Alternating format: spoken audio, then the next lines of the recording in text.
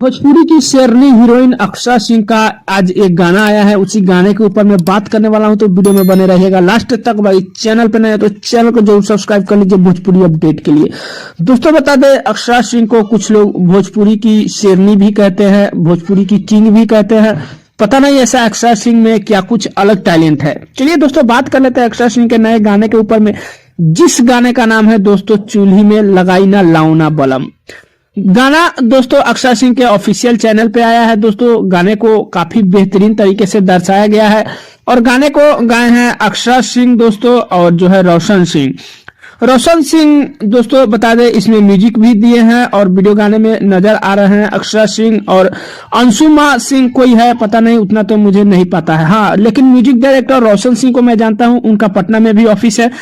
मैं उनके बारे में कई सारे वीडियो भी बना चुका हूं। दोस्तों बता दें गाने के काफी बेहतरीन है और अक्षरा सिंह के ऑफिशियल चैनल पे आया है।